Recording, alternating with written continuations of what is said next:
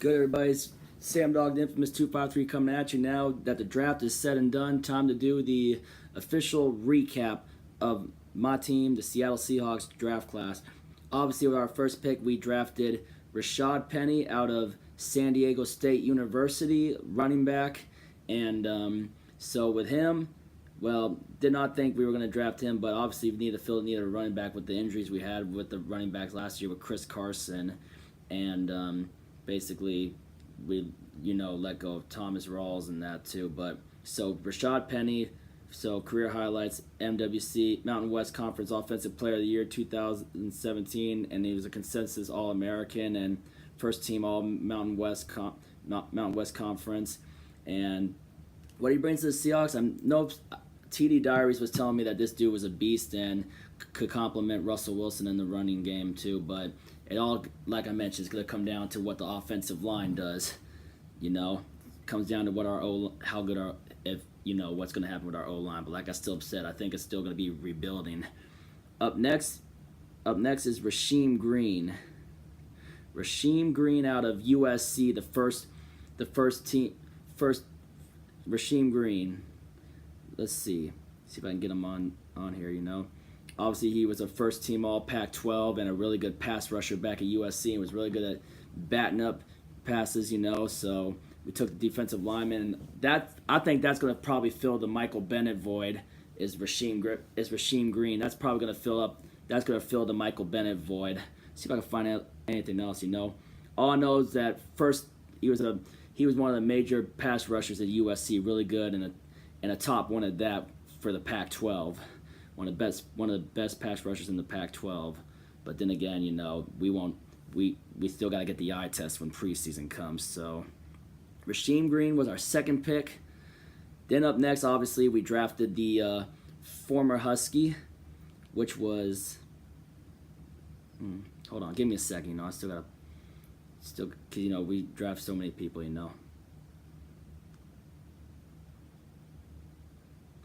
See if the page updated with the whole draft class. I'm gonna go to the Seahawks website on my phone just to figure this all out. Seahawks 2018 draft class. Yep, Will Dissly, tight end out of Washington. So yep, I remember I did a video about that earlier on Will Dissly. So I had to get the list that way I don't have to look on all the pages and all that stuff too. But Will Dissly, NFL Network was calling him, or some other was saying that he's the best blocking tight end in this draft class coming out of Washington. And you can check out my video that I did on Will Dissly earlier, so pretty cool. And then obviously the fourth pick was really hyped about getting Shaquille Griffin's brother Shaquem Griffin from UCF. We all know his story, playing with one hand and overcoming adversity, and what he did with UCF on defense, and his highlights from the Auburn game, and really good. And was in pass rush, but I think me and my dad were talking about how he would most likely end up being on special teams. But let's see what other kind of reps Shaquem gets when we get to the season. It's going to be very interesting to find out what we do with Shaquem. Although his brother will be obviously still in the secondary. Legion of Griffins, LOL.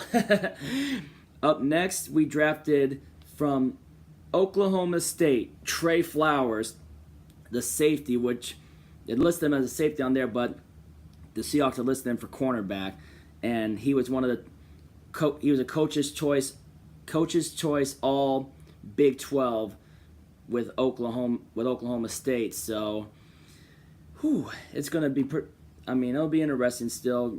Trying to rebuild. Then after that, we traded up with Denver and got Michael Dixon, the punter, the Ray Guy Award winner from the University of Texas, and he's actually from Sydney, Australia. So what does that tell y'all? Do you think the Hawks are actually getting ready to move on from John Ryan?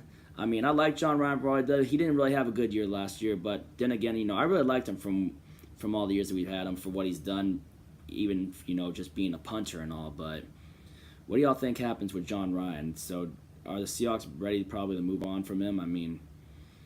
It's tough to move on from certain people, and I really liked John Ryan for when he's on our team, which who knows, maybe Michael Dixon will be behind him, for this year, but who knows?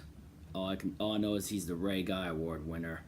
And then after that, we finally made a move at the offensive line, and we got Jamarco Jones out of the Ohio State University. I'm gonna look him up really quick, and I know offensive lineman and the instant analysts. Some analysts are saying Seahawks got a steal with Jamarco Jones. He looks like a pretty big guy.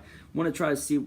I mean, let me know. I mean, I don't know if I'm going to be correct with everything. You know, I'm trying to be correct with everything about these players that, you know, in their draft stock and what they did, and if they were first team all leagues, SEC or Big Ten. You know, so let's see. All right. So, surprisingly, the Seahawks elected not to add competition. Recently signed guard DJ Fluker only took a small one-year deal and instead seemed to be reminding Jermaine Ifedi that his job isn't safe at right tackle. Let's see. Trying to find all the details. I don't know, man. I'm doing my best, man. I'm doing my best. You know, like I mentioned, tough game to play. NFL draft profile. So, Ohio State, hometown Chicago, Illinois. 6'4", 299 pounds. Arms are 35 1/8 and hands are 9.5, and his prospect grade was a 5.66. Not really finding anything else. I mean, although Jones was a 4-star recruit, the top 100 prospect nationally, he was coming off a shoulder injury. So, oh man, I don't like players with injury history though. But anyway, now back to the other picks. I know.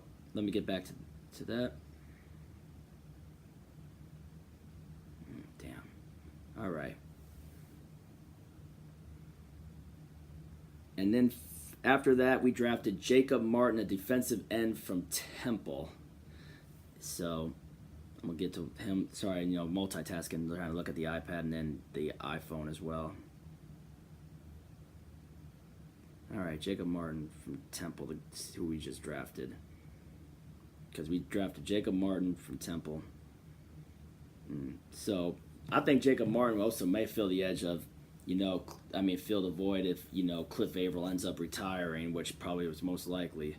But Jake is the brother of Josh Martin, a 5-year NFL veteran who started 9 games at linebacker for the Jets in 2017. Jake, all right. Darn.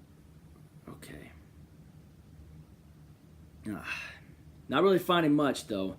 But then last but not least, we drafted Alex McGough out of Florida International. So obviously trying to find Russell Wilson a good backup quarterback still. I know we re-signed Austin Davis and we got some dude from the Colts.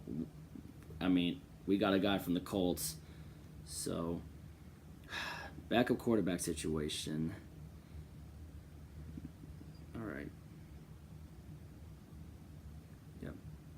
Not Trayvon Boykin. I know that because I know Trayvon Boykin, you know, we just cut him, so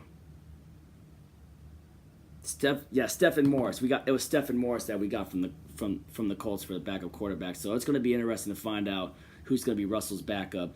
Is it going to be Austin Davis? Is it going to be Alex McGough? Or is it going to be Stephen Morris? But anyway, as of that is our 2018 Seahawks draft class. So, and waiting to get the list of the undrafted guys that we will end up having. Because, you know, see who surprises with the undrafted free agents. But other than that, on to the rookie mini camp and on to OTAs and then later in July/August training camp, and then the regular season, which, you know, obviously a lot of rebuilding, and it'll be interesting, you know, see how the season plays out and you know, just go back, hopefully rebuild our draft stock and. Hopefully, you know, whatever happens. We win, we lose. But, you know, tough it out. Seahawks for life. And I'm going to end it right there. Sam Dog's official draft recap. And going to let you go. So thank you all for joining in. Don't forget to hit that subscribe button. I appreciate you all for tuning in. And go Hawks. And remember, if you ain't with it, you ain't infamous.